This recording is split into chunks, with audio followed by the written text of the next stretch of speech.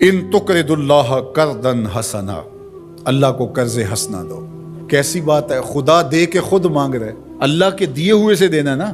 وَمِمَّا رَزَقْنَاهُمْ يُنْفِقُونَ، اللہ کے دیے ہوئے سے دیتے ہیں۔ ذرا دیکھیے، اللہ اس پہ ثواب دیتا ہے، اللہ کے دیے ہوئے سے دے کے اللہ سے ثواب لیتے ہیں، اور اللہ فرماتا ہے میں لٹاؤں گا بھی اور دگنا کر کے لٹاؤں گا۔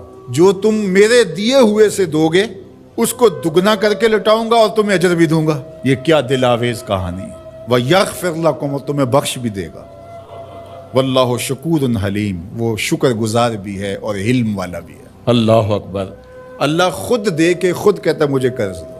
ایک دوسرے مقام پر مَن یقرض اللہ قرضا حسنا، کون ہے جو اللہ کو قرض حسنا دے؟ جب یہ آیت کریمہ نازل ہوئی تو ایک صحابی تھے حضرت ابو دہدا رضی اللہ تعالیٰ عنہ، تو یہ آیت اتری کہ کون ہے جو اللہ کو قرض حسنا دے، اللہ اسے لٹائے گا، کئی گناہ کر کے دے گا۔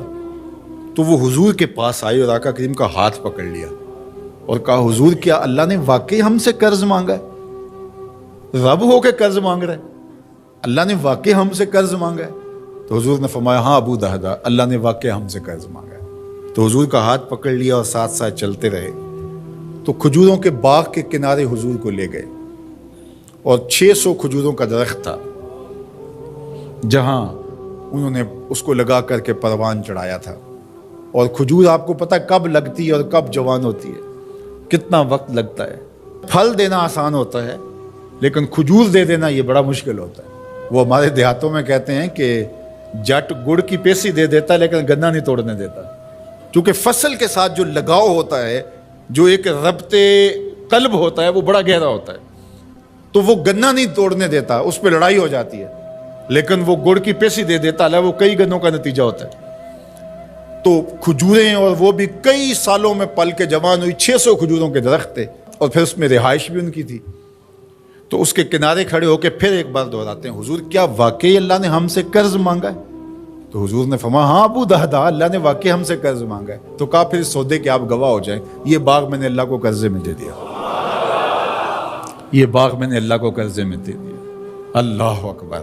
اب ان کی رہائش بھی وہاں تھی اور بچے بھی وہاں رہتے تھے، اب اندر نہیں جا رہے، باہر ہی کھڑے ہو کے بلند آواز سے پکار کرتے ہیں یا امت دہدا اخرجی، اے دہدا کی امی جلدی جلدی بچوں کو لے کے باہر آ جا، یہ باغ اب ہمارا نہیں رہا، ہم نے اللہ کو قرضے میں دے دیا۔ اب خاتون تو لڑنے لگ جائے کہ یہ اور کہیں انتظام نہیں کیا، یہ گھر بستا ہوا، یہ کھجوروں کا باغ لٹکتے ہوئے خوشے، یہ چھوڑ دیں، لیکن وہ بھی حضور کی درسگاہ کی پڑی ہوئی تھی۔ اللہ اکبر۔ تو وہ جلدی جلدی تھوڑا سامان سمیٹتی ہے، بچے سمیٹتی ہے، اور باغ سے باہر آتی ہے، اور باغ کے کنارے پر باہر حضور کھڑے ہیں، حضرت ابو دہدا کھڑے ہیں ان کے شوہر، اور پھر وہ آگے آ کے کہتی کیا ہے، ذرا ان لفظوں پہ 100 جان سے قربان جائے۔ وہ کہتی ہے رابحہ بیعک یا ابا دہدا، رابحہ بیعک یا ابا دہدا، دہدا کہ ابو تو نے بڑا ہی نفع والا سودا کیا ہے، تو نے بڑا ہی نفع والا سودا کیا۔ اللہ اکبر۔ یہ تھے حضور کی تربیت کا نور پانے والے لوگ۔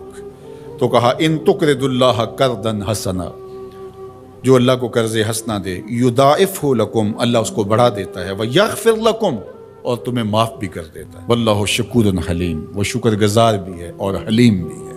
علماء نے لکھا حلیم کا معنی یہ ہے کہ تمہیں گناہ میں سزا دینے میں جلدی نہیں کرتا، حلم والا ہے۔ عالم الغیب والشہادہ، جو تم چھپ کے کرتے ہو، مخفی کرتے ہو، اسے بھی جانتا ہے، اور جو تم اعلانیہ کرتے ہو رب اس سے بھی باخبر ہے۔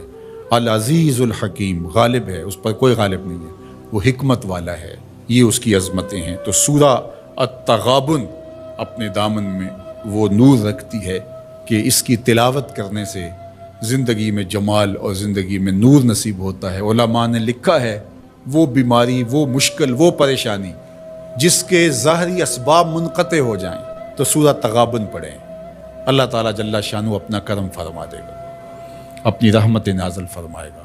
اللہ ہمیں سورہ تغابن کا نور نصیب